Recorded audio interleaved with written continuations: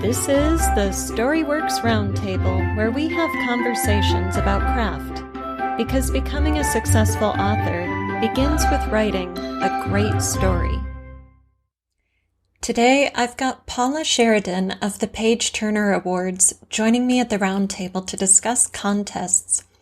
We talk about the reasons for entering, what judges look for, and getting your manuscript in shape before placing it in judges' hands.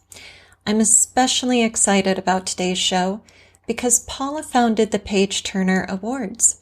If you've been listening for a while, you know that very occasionally we bring out a topic that is not strictly craft, and this is one of those times. You're going to want to hear about Page Turner Awards and probably want to enter them as well because Paula and her husband Ken are doing something unique. At least, I've never heard of it being done before.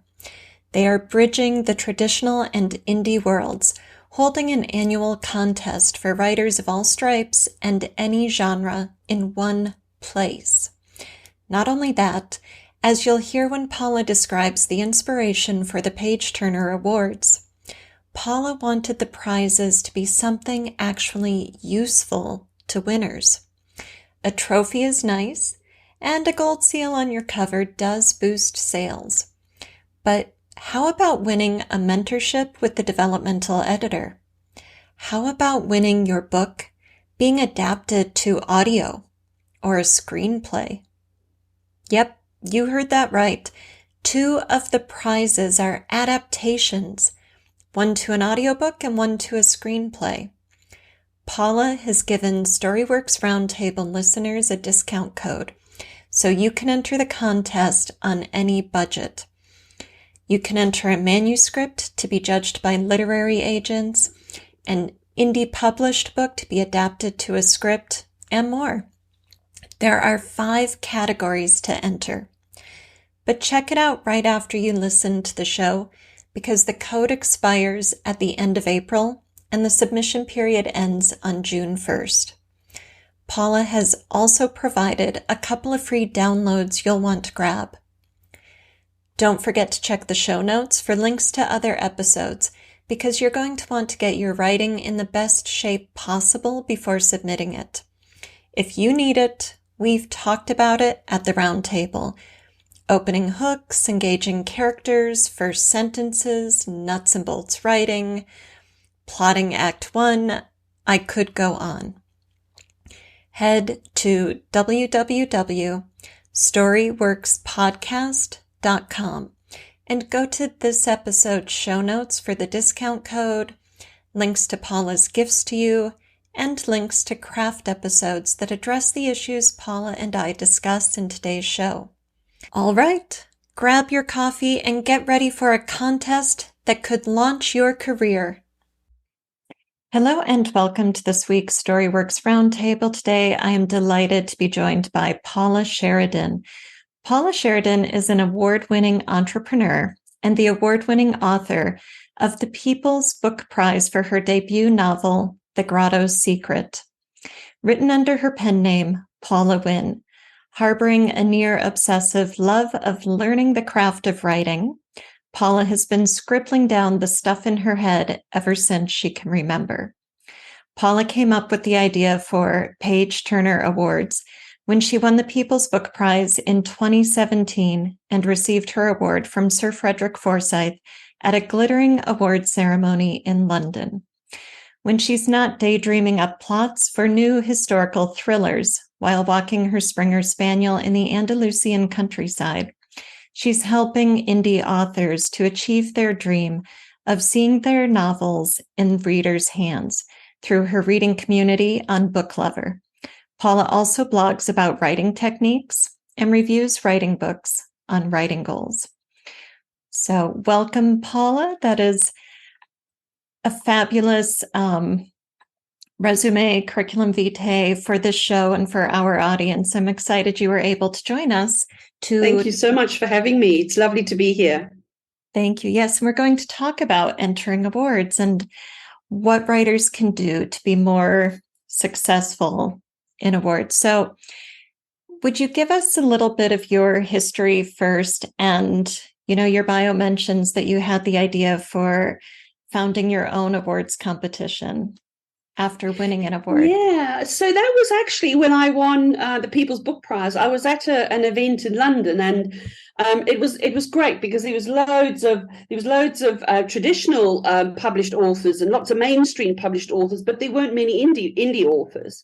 And I was actually kind of thinking, it's a bit sad that mainstream and indie authors can't mix, and I don't know why they can't mix in contests, because I'd found a lot of the contests that I had entered and tried to enter, a lot of them I was rejected as an indie author, and I found that a lot of them are you either have to be mainstream or you have to be indie, and there was very much a divide between the two. And I kind of got this idea just as I was sort of getting my lovely glass statue from Sir Frederick's Forsyth. And I was just thinking to myself, it would be good to mix indies and mainstream.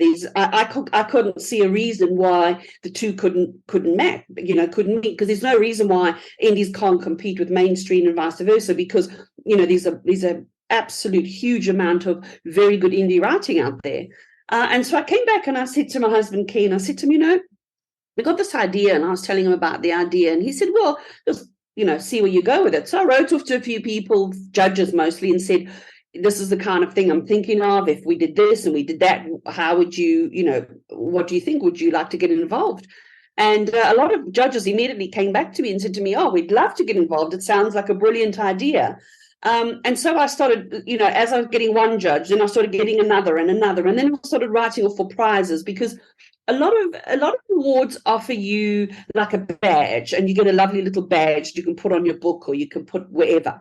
And the same as with the award I won. I got, a lovely sort of glass trophy kind of thing. And I was thinking, instead of giving those kinds of things, what if I give valuable prizes like software or editing for writers who need it, or mentorships.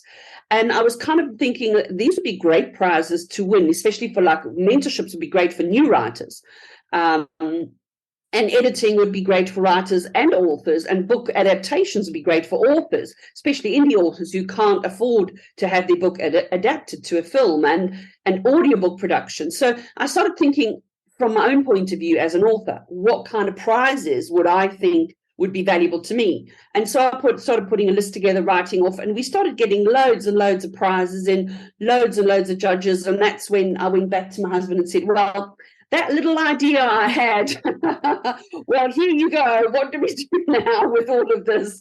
And then so we started saying, well, we got to just do something with it. We got to run with it. You can't, now that we've got this far, we've got to just see where it goes. And that was in sort of 2019. And we launched our first 2020. We launched our first awards. It was very small. We just had a book award and a writing award. And then the following year, we extended, and we had a book award for published books, any published books, mainstream or indie published. And the writing award is for unpublished work, where we have we get literary agents and judges, and they come along and they judge, and they're especially looking for new writers and writers that they can represent and to publish.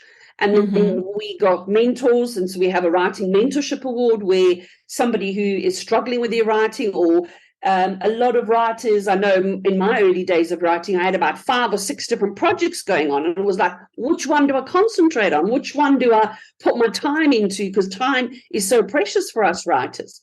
And so we have 5 mentors, very fantastic women who will choose at least one writer, and then they will mentor that writer for a few months, for a year, to get them, to coach them through the book process, and see where their book can get to publishing, to a state where it can be published.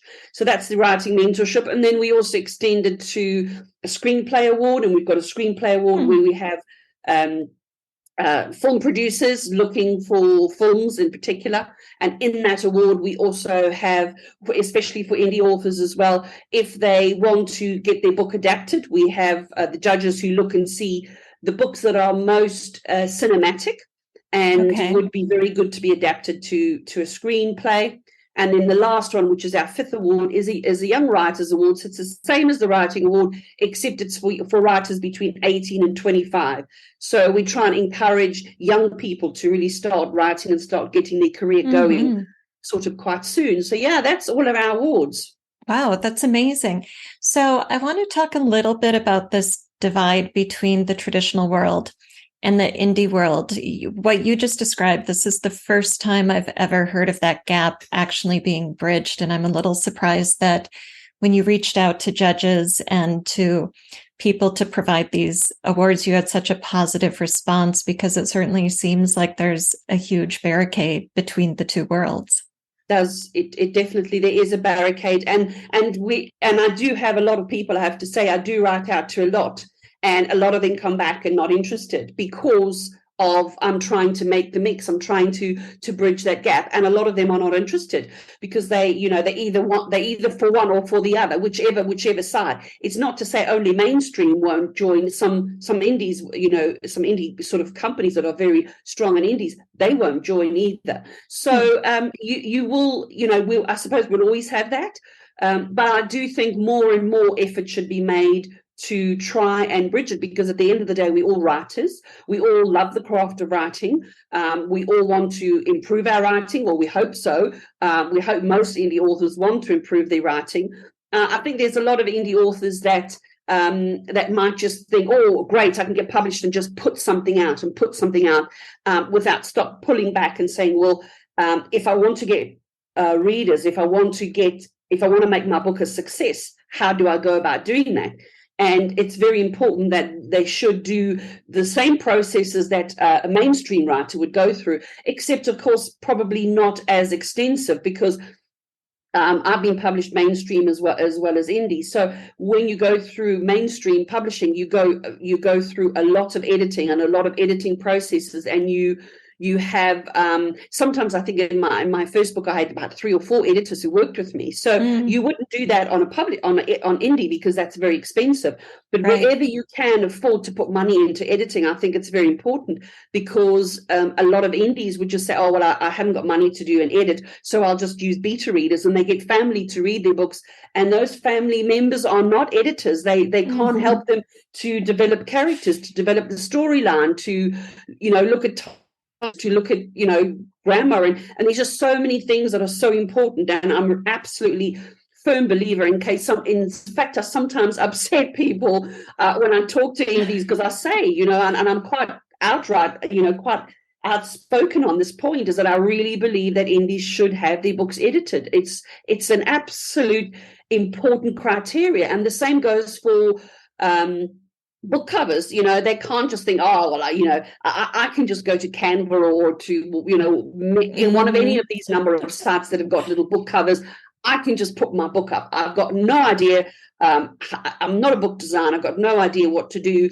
And I just go put a book cover up. And a lot of them do that. And I always say to them, there's a lot of very good companies out there who are offering very good affordable book covers, and rather, even if you get them done for your first few ones, just to try and see exactly what should be done, because we are writers, we are not book designers, and we could have a feel. Of course, we have a feel for the kind of covers. We research covers, we look at covers, we see what other people are doing, what other authors, the successful ones, the non-successful ones. So we get a flavor and we get a feel for it. But again, if somebody just goes and puts up a whole lot of clip art and stuff and bangs out a cover and bangs out a book without an edit, and then they sit back and they say, what am I doing wrong? And I also mentor writers. And one of the things I have very often with writers is they come along to me and they sit in the mentorship and say to me, I'm not selling books. What am I doing wrong? And then we start pulling apart what they're doing wrong, and immediately we start seeing, well, number one, they haven't spent anything on a book cover; they've done it themselves. And it's exactly the same as if you consider a product. If you go into any shop where you want to buy groceries or beauty products or any products, a computer, if a company has put an ugly old, box, or even a box with nothing, no message on the box, or on the, on the product itself, they haven't printed anything, or they've printed something really homemade, ugly looking, you're going to think, maybe I won't take that one, but that one looks really good, looks really professional. It's the same thing, and we really have to, it's the first thing that a reader is seeing. We've got to put our, as they say, put your best foot forward. We've really got to show somebody who's coming along to read our books, we've got to show them the most beautiful cover we can. Then when they open the book, of course, that's when the edit comes in. And then, you also have to have your book, at least your first few pages, as well as the rest of the book. You have to have it being a really good book, a compelling book, turning pages. Because if people read the first page or so and these typos, or it's just very bland and it's boring and it's too much description and this kind of thing, of course it's not going to sell. And I see that so often when I mentor writers, because my background is book marketing, and I have a lot of writers who come to me asking me to give them help on book marketing. And it's actually amazing that when I break down the book marketing, before I can even get to the book marketing side of it, it's having to go back and take steps back and say, well, before we can even start your book marketing, we need to make sure you got a good cover. We need to make sure you are, you are properly edited. Once we got those two things, those two they really are the foundations before you can really start a good book marketing program. Once we get that, then we can say, okay, now what can we do about the book marketing side? But very often it kind of stalls there because they kind of just haven't done those first steps. So yeah, I do get quite often people get quite upset with me when I tend to go on and on about the subject, and that's purely because I do believe that writers, as we were saying a minute ago, indie writers can very easily compete with mainstream, and it's just because there's unfortunately a bad name out there that from a long time ago, and I think that it's slowly starting to dissolve, and slowly it's being overcome where there is very good indie writing coming out, and when that very good writing comes out, it kind of swamps that bad name that we've got. So I really am very keen on trying to make that transition and trying to show writers that there can be a bridge. We can bridge that gap. We can sort of all be in this big writing boat together. There isn't a reason why we shouldn't be, right, apart from the ones that I've just mentioned. Right. When you mentioned that you've been both mainstream published and indie published, did you go mainstream first? Because here, at least in the States, I have encountered a situation where you can't be indie and then go mainstream unless you're selling hundreds of thousands of books, in which case, why would you go mainstream? Because they're going to take all that profit, right? Exactly. But they won't even consider you if you've put out an indie book and it hasn't sold exceptionally well, because then it's like you're tainted or something, Yeah, I think there's very few,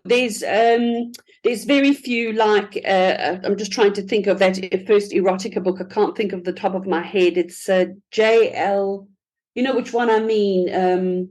They got made into films. The 50 Shades of Grey or 50 something. 50 Shades, yeah. She was indie published. I believe it's she was indie published. And then because she was selling so many, she then went off and pitched to publishers. And because they could see that it was a completely new genre, something very new, something very different.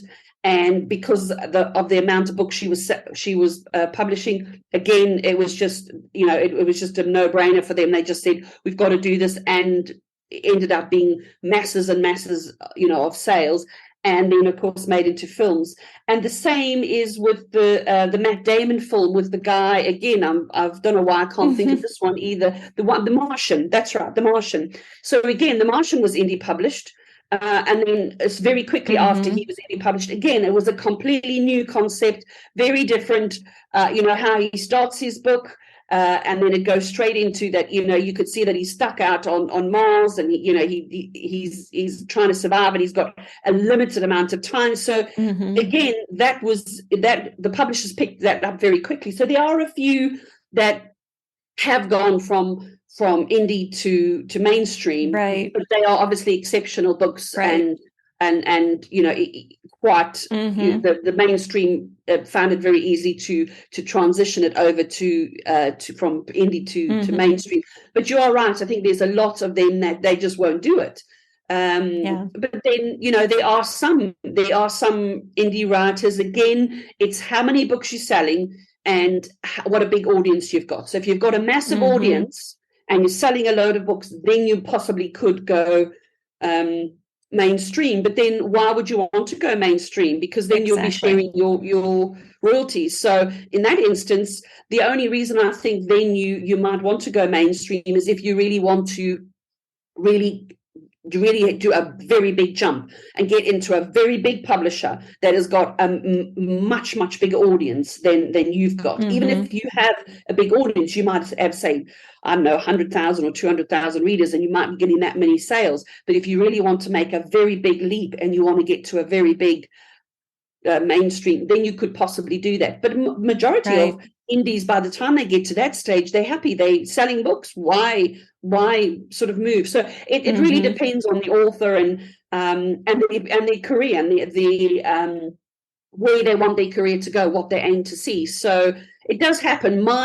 In my case, it was first I was mainstream, and I kind of just saw a lot of stuff that it just kind of really, a lot of it was just simple things in my own personal experience. I just felt like I was just kind of in this process. I was just kind of on a conveyor belt, and my book was coming along very nicely. And the minute somebody else's book was coming along behind me, I was just kind of not forgotten, but I was just sort of, taken back, because now this other book was coming out. This other book was more important, and I kind of felt a bit, annoyed by that, because I had loads of opportunities to market the book, and I kept saying, there's this opportunity and that opportunity. Let's do this and let's do that. And it's kind of like, okay, we'll come to that. We just got this book to do. And I kind of, and that's when I kind of started thinking, well, should I possibly look at going indie?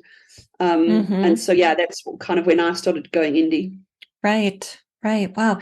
So thank you. I want to go back to the awards thing and talk about where the bar is set. We've already touched on some of the basic mistakes writers make when they bring their material either out into the world or try to enter contests. But what is kind of the basic level of competency for someone who's going to be selected for mentorship, where you say, all right, we see something in this, but the writer needs help. And then after we talk about that, let's talk about maybe the top level where you're looking at turning a story into a film or something. What are you looking for in a manuscript at those different levels? Yeah, so I think the two levels are very different. So for example, on the mentorship,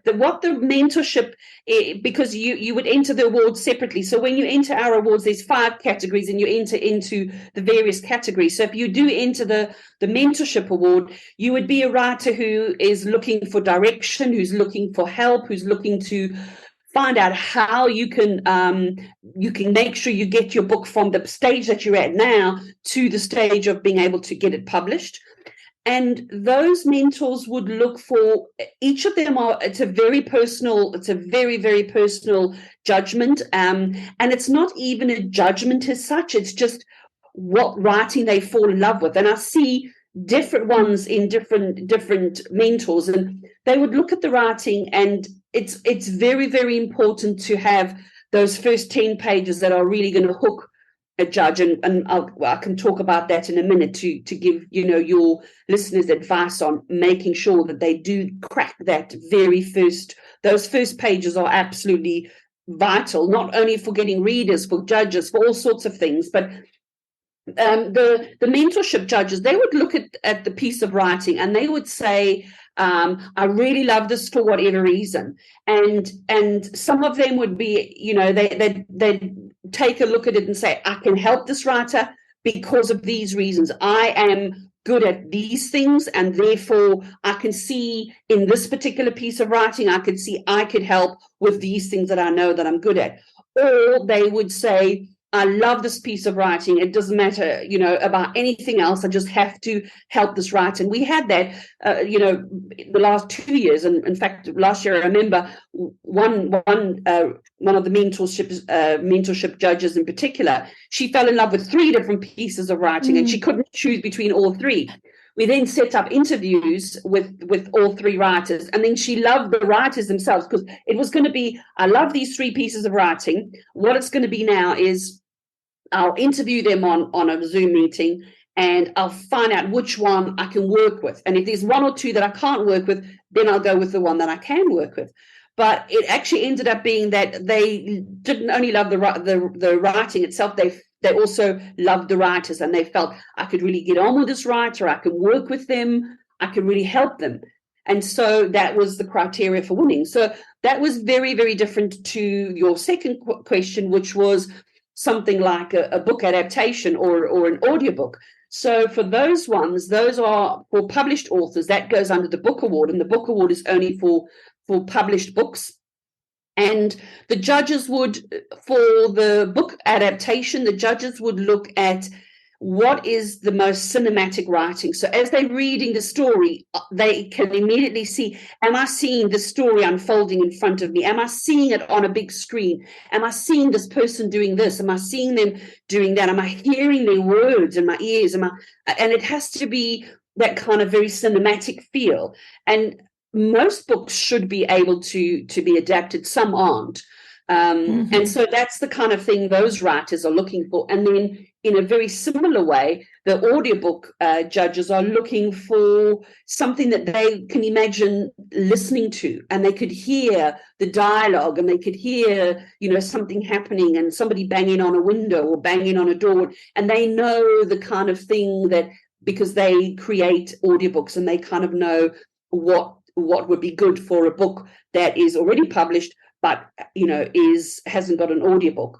And of course, we have to then find out if that writer doesn't have an audiobook, and then there's a chance they could win an audiobook production, in the same way as if their book hasn't been adapted to script. And I must tell you, last year we were going to give away the same thing as the mentorship award. We were going to give away 1 book adaptation.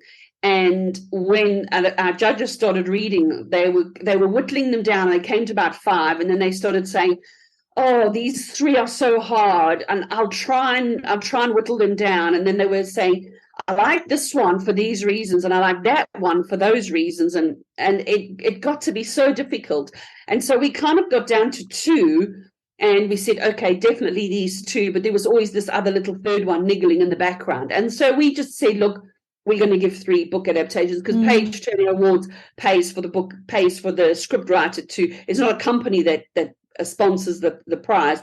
A lot of the other prizes are sponsored by fantastic companies, like the editing and lots of the other prizes, the software. It's given to us by the sponsor, which is the company who's offering to give it away as a free prize. Whereas with the book adaptations, we pay for it. So we got to the stage where we just said to the screenwriter, look, here's 3, can you choose between them? And he also came back and he said, very difficult, but he said, this is my first, this is my second, this is my third. And so we ended up saying, okay, we'll pay for all 3. So again, that was just really a decision that we made. But it has to be that the writing has to be compelling, and it has to attract the judges in such a way that they can't put it aside. They have to see more. They want to know what's going to happen to this person on this character on the journey. They have to know what's going to happen next. What happens from the point of the 10 pages stopping? What happens? Where does the story go? They're kind of almost in a way biting their nails, the same as a reader would be biting their nails to find out what happens more. What happens next. So when these judges are looking at a published book for purposes of adaptation, do they then go look at the book and see what the sales ranking is? Does that matter? Or are they just looking at the writing and the story? No, they're not. They're not looking at ranking. They're not looking at any of that. They're just looking to know if this piece of work can translate from a a format of a book, which is, we all know what books are and how books are written, into something completely different, which is a script. It's written in a different way. I also teach a book adaptation course. I actually teach writers and authors how to adapt their books. It's a very, very different medium. So it's very different to how it would be. For example, one of the things that I teach on the course is that you can't have loads of lovely description. The producer wants like one line. So here an author they spend time. I know I'm the same. I research words and find lovely, symbolic things and thematic things and, metaphors and all this kind of lovely writing. And you put this writing out, you might have a paragraph or two of description and they go, no, thanks, one-liner. You might describe a setting of a beautiful house and the gardens, and you stroll up to this beautiful big manor house and how the wonder, the feelings. No, sorry, they just want, so-and-so walked up to the door. So-and-so walked down the path to the manor house. That's all they want. Right. So, but again, it has to be cinematic. There has to be a way of making sure that they can picture what you're saying. So they don't need to see the rank. They don't need to see all of that. They just need to see in their mind that this piece of writing would look good as a film. And all the judges are very different. Each year we have different judges. Some years we have the same judges who come along, but we always also have other judges who jump in and jump out. And it's really up to the judges, the film producer judges, to take a look at the writing and say, great, this piece of writing would easily adapt as a film, and I can see it in my head as a film, and therefore they give them a top score. So they just really, what they're doing is they're just giving it a score. And how our system works is every judge would give every piece of writing a score, and that could be anything from 1 to 10. And obviously the 10s are going to add up quickly, because if you get one piece of work getting 3 10s, you got 30, whereas another piece of writing might only get 1 or 2, you don't have a high score. And it goes into our system and it feeds out a voting sheet, and we get the highest scores, and then those highest scores go to finalists. Then they go to, it's the same process, then it goes to long list, same process, and then it goes to short list, and then the judges sit around and we decide who's going to be the winners. So it's a very involved process, and Alida, I must tell you, it goes on all year.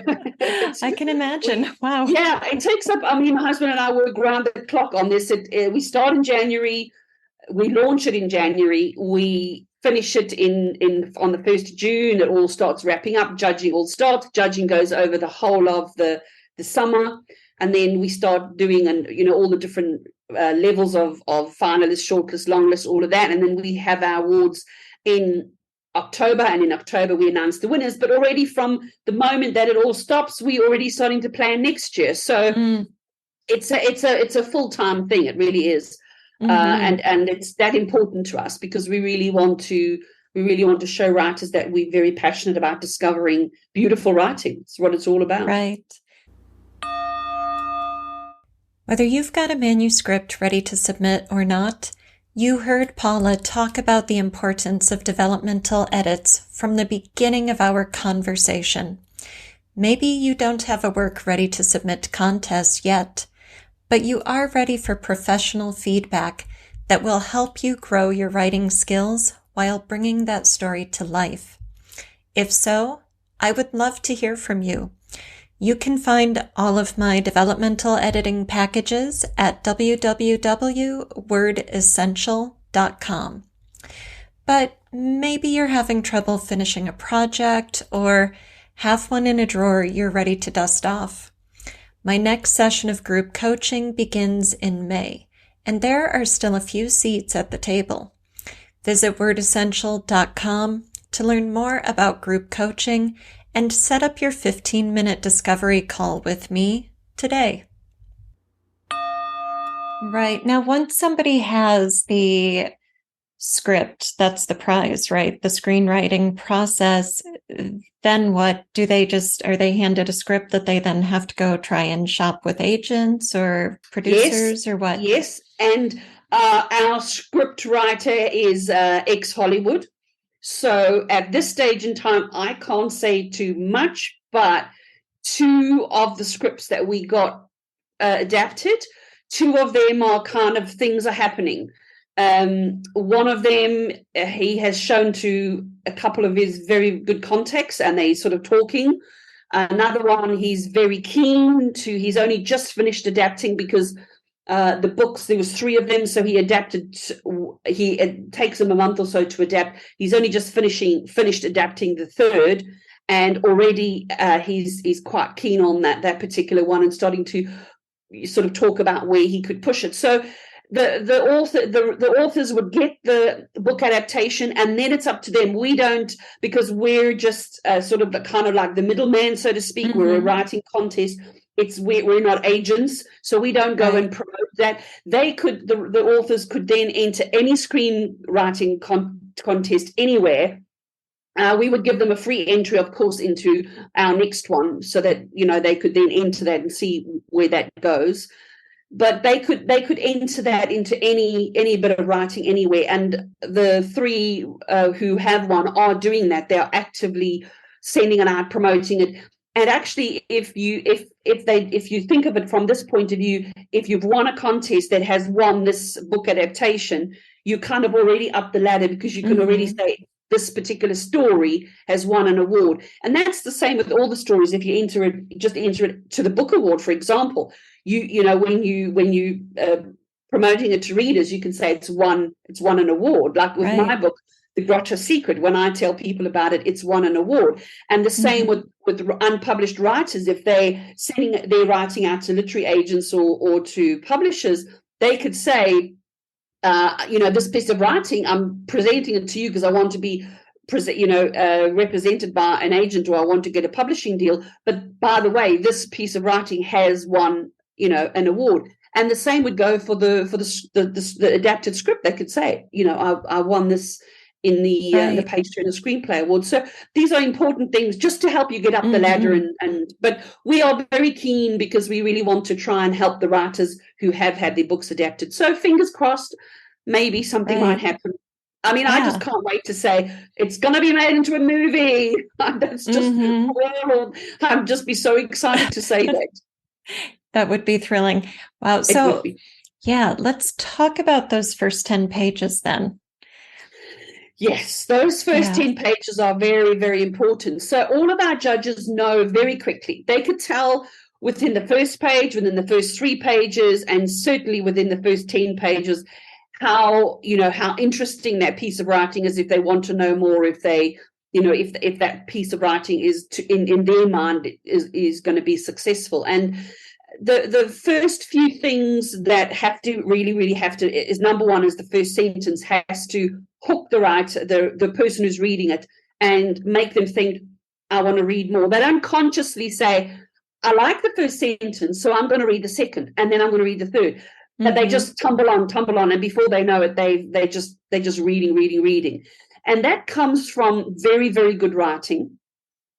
It comes from making sure that the character is a compelling character. It really, you shoot in with immediately buying into that character's journey by, the first sentence, the first 2 sentences, you immediately say, oh, I'm interested. What's going to happen to this person? And you immediately starting to ask questions in your mind. Oh, what if this happens? And what happened to them? Why are they in this situation? What's going to happen next? So that's very important, that authors and writers create questions in the person who's reading the story, create questions in their mind. And they do that by various techniques in their writing, by making sure that those first 10 pages or first few pages, it can be first page, it can be first 3 pages, but making sure those pages are so compelling and so enjoyable that the judges just can't put them down. And then, of course, there are simple things, and simple things can be just, making sure it's grammatically correct and making sure that it is properly punctuated. And I was telling you a little bit earlier that, I was mentoring a writer the other day, last week, it was a week or so ago, And I mean, I saw this piece of work and immediately just started asking, why aren't there full stops?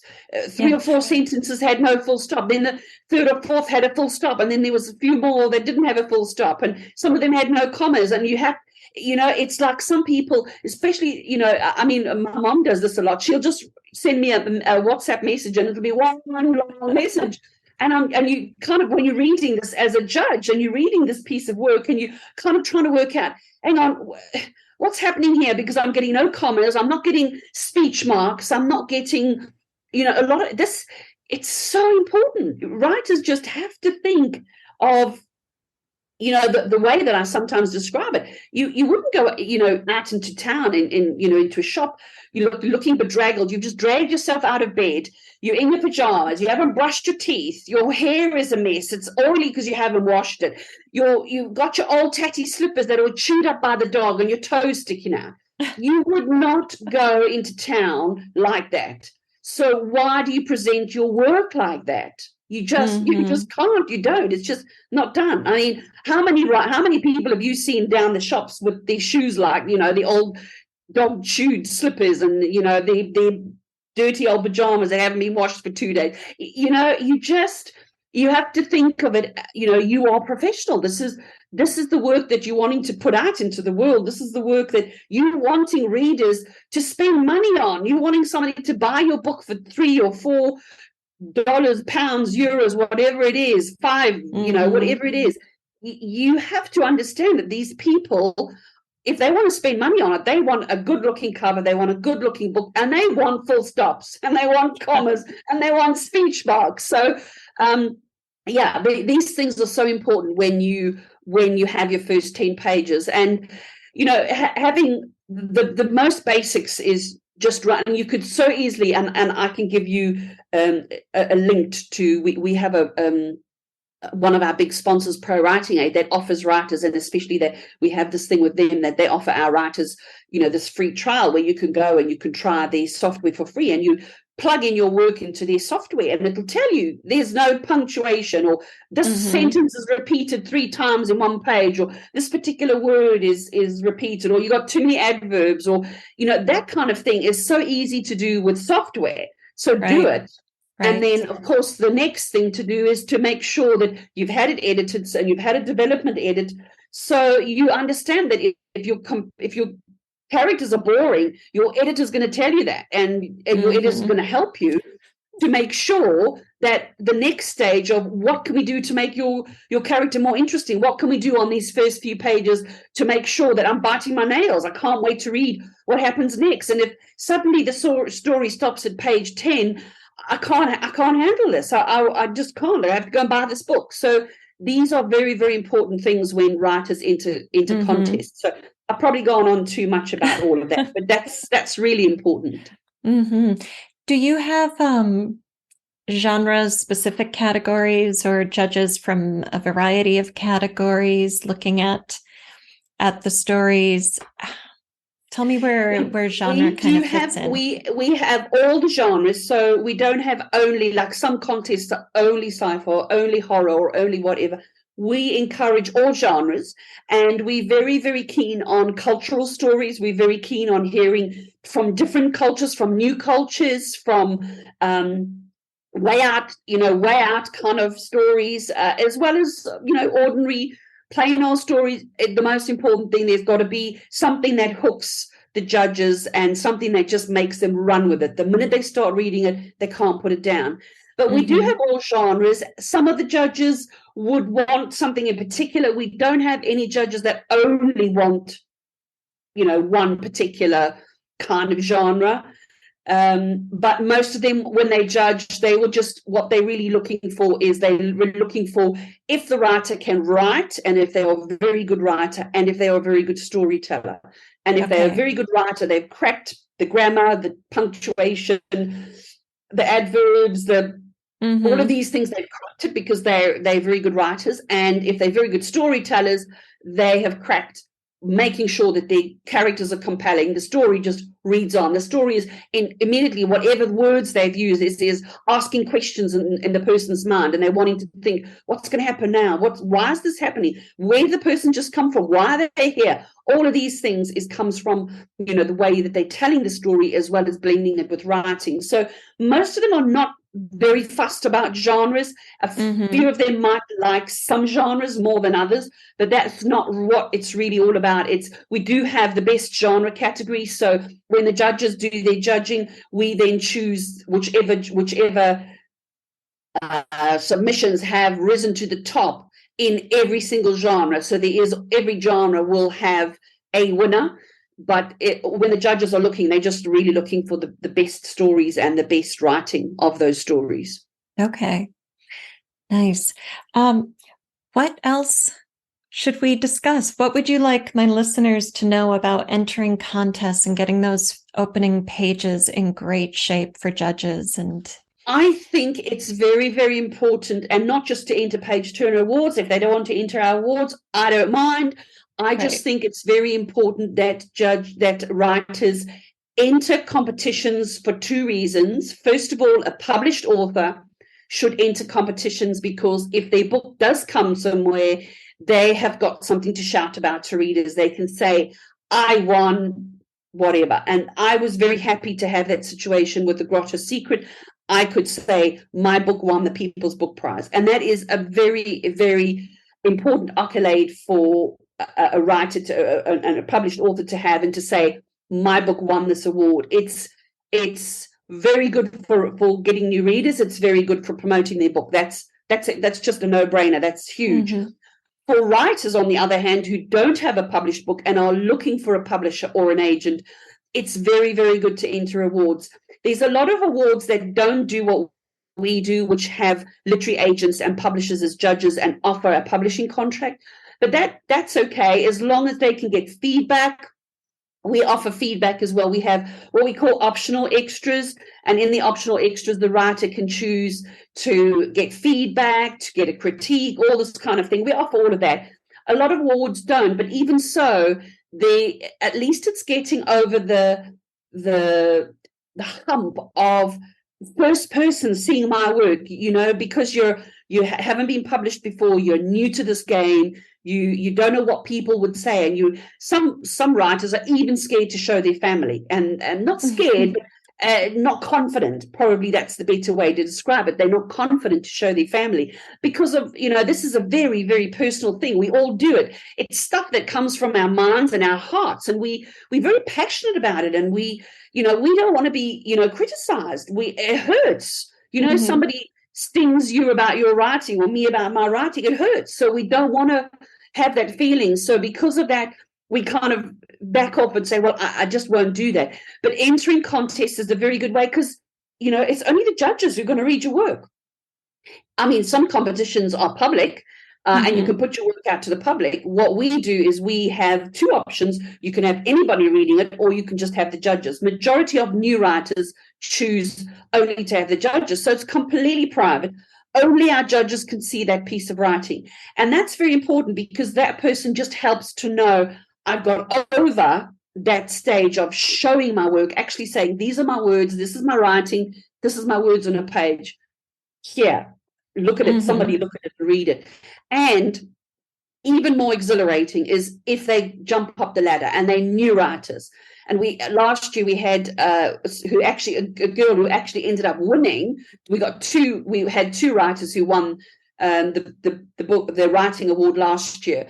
Both of them, new writers, completely stunned that they got to finalists, then stunned they got to long list and shortlist, and unbelievably stunned that they won.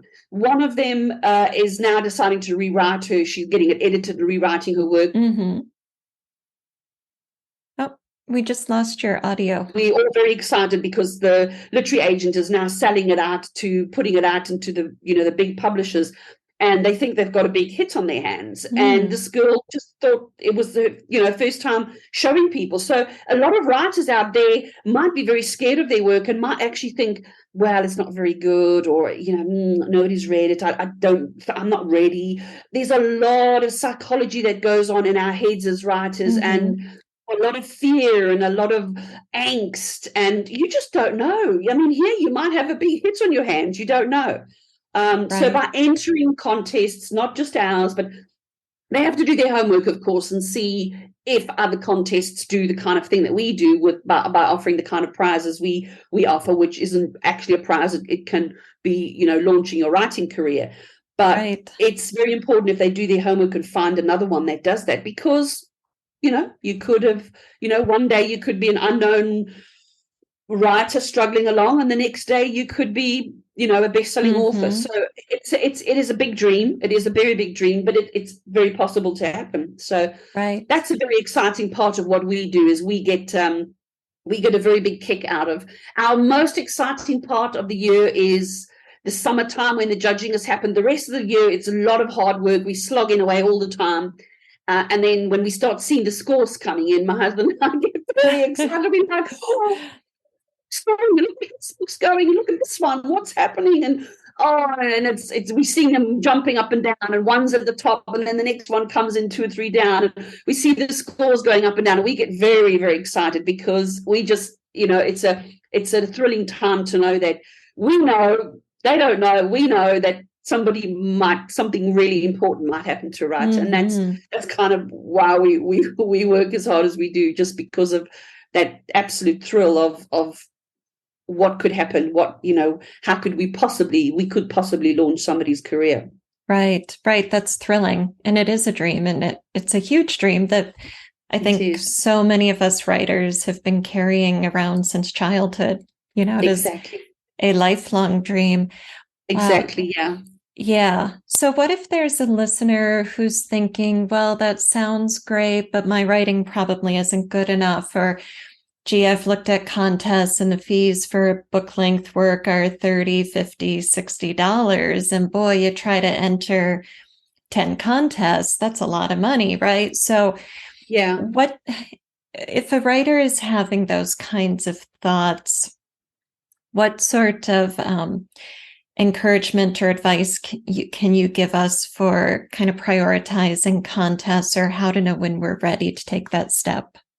I think the most important thing, from my own point of view, that one of the reasons why I have set up Page Turner Awards the way I have, because I wanted everything to be absolutely transparent. And the reason for that, Alida, is because when I was entering contests, I was entering so many contests, and I know all writers are going to say this, all of the authors that are listening, they're going to say this as well. You enter something, you enter your piece of work, you give in your money, and so many of them are so expensive. We've kept ours, at only £30, which I think it's about $35. I can't remember the exchange rate, but we've kept it at a low cost. And the most important thing is we make it very visible that these are the judges. These people will be reading your work. And then this is the next stage. And then that's the next stage. And then that's the final stage. And there's so many contests out there that you never ever hear back from them. You enter your book, your whatever piece of writing, you pay your money, and that's it. You never hear from them again. And you don't know if your money's just gone into somebody's holiday pocket, or what's happening, because nobody ever writes to you. Nobody ever communicates with you. And Ken and I, we spend a huge amount of time just answering people's questions, because we feel it's very important for them to know that there are humans behind this Page Turner Awards, and very passionate and dedicated humans. And so we've made the awards very transparent. You come along to the awards, you read what we do. These are the 5 different award categories. This is how it works. That's what happens next. Then that, and this is where it all ends in our big ceremony in October. So I would say to anybody that you've just mentioned, if you are considering entering a writing contest, you have to feel in your own heart what you feel is most comfortable for you. Whether if if it's in a situation of you can't afford it, then you have to just say, okay, these ones I can afford, and I'll choose. But I would definitely say do the homework. Look at the transparency. Look at if you're ever going to be notified, if your money's just going to go into somebody's holiday pocket, if your money is, what are these people doing for you? Have they got judges? Who are these judges? What are the judges looking for? Because all of the judges are looking for something different. If you, as you mentioned a minute ago, if you're thinking, well, is my writing good enough? Where do I go? What piece of writing do I enter? Again, you'd probably want to go for something like a mentorship award. I don't think there are many out there. I was looking when I first started arranging their mentorship award. I didn't find many. So that's why one of the reasons I thought, oh, great, this is fantastic. I've got to set this up because it's quite unique. There's not many out there. So look at the mentors. Look at these fantastic mentors who are giving up their time. They are sponsoring it. They are taking the time to say, I want to sponsor this particular piece of writing. I love this piece of writing. I want to take this writer and help them along my journey and along their journey and get them to, to be able to be published because I can see how I can improve their writing. So these are the kind of things that a writer must look at and study and then say to themselves, I'm comfortable entering these contests. I'm not comfortable entering those contests. And wherever you have your gut instinct, wherever you're not comfortable, probably just don't go with it. Wherever you are comfortable, go with it. And then, of course, what you can also do is to ask around, ask on social media or ask on, your writing group. Have you heard of this? Or, also look at the testimonials. We have on our site, we have a very big section of testimonials because we encourage writers to tell the truth about what they felt. And we don't ever say to them, don't only say good things. We don't do that. We say, tell them how you felt.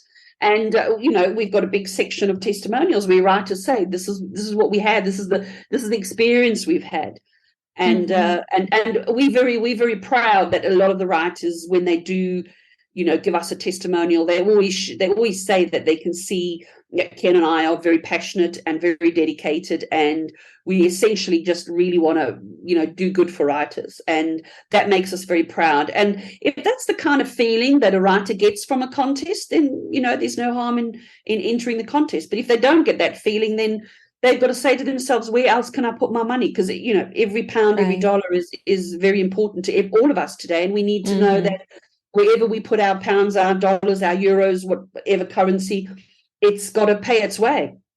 Definitely. Yes. And I love that your prizes are not just the seal of approval, but are actually things that we use to grow as writers or to advance our careers. And that makes what you're describing so special. Yeah. Yeah. It's important. I mean, we had a very good, when we first were setting this up a few years ago, we had a very good look at other contests. And we said, it's not really about, it's not really about the money that we're asking people to pay. There's obviously lots of things that we have to pay for. We have to pay for website, we have to pay for developers, we have to pay for, some judges, we have to pay for so many different things. And so there's a small fee, but the important thing to us is we've kept the price the same every year, but also we looked at all the others and we said, we don't want to be, we don't want to be charging, 90 or £100 or dollars, for something that we can be charging 30. Well, why charge, 3 times as much if we can be charging 30? So, that's what we do. And we also give writers the chance to enter more. They don't have to just enter one piece of writing. They can enter another piece of writing or 2 or 3 pieces of writing because we've got different awards. So they can enter different awards. They don't only have to just enter one and that's it. They can enter to win, various different things. So that's important as well. And our prizes we feel that they are very valuable, and the writers who've won them and the authors who've won them have always come back and said that they feel it's the prize is important because it's helped their career, which is what it's all about. At the end of the day, we writers, we don't want to just sit stagnant as writers and just don't ever move forward in our little paddling pond. We want to swim to the other side, and we want to be the best swimmers, and we want to win, and we want to get readers, and all of these lovely things we all want to do.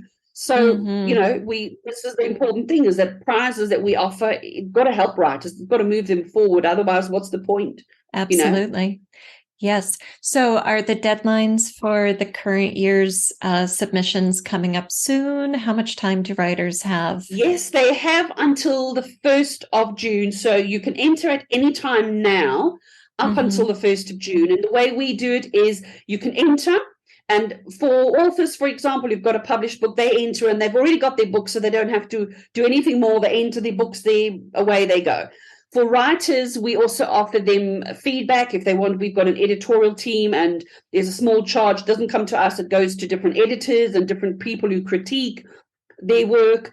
And so they could get their work critiqued. And then once their work is critiqued, they can rework it, take the suggestions, take the development that the editorial team has given them. They can rewrite it and then enter it into, put it back into the awards.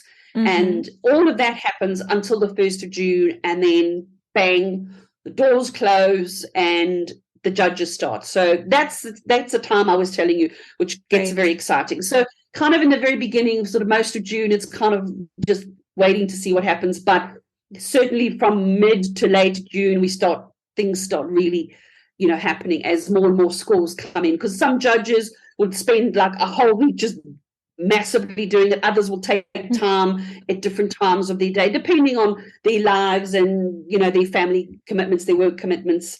And so they can enter any time from now, but it all sort of ends at on the 1st of June, and then we all go into the judging mode. Perfect. Great. And I understand you're going to have some freebies or a discount code or something for our listeners. Yes, correct? Yes. I'm very happy to send you a discount code. So I'll send that to you. Whoever's listening can have a discount to enter the awards. So, whatever the price is, they can get 20% off. I'm very happy to give that. And then I've also got some freebies. Some freebies I can give for writers who are just trying to get there, trying to work out what the next stage is, trying to learn about story structure, trying to learn about how to write. I've got some freebies for them. And then also any authors who are published authors and might be struggling with book marketing. My background is book marketing, and I've written several books on that, but I'm very happy to give my books away free just to help writers, because a lot of writers don't naturally come from a marketing environment. So I'm very happy to help them with that. And I'll send all of that. I'll give you a link and send all of that over to you. I'll do that straight after we finish, and then you can happily give it away to your listeners.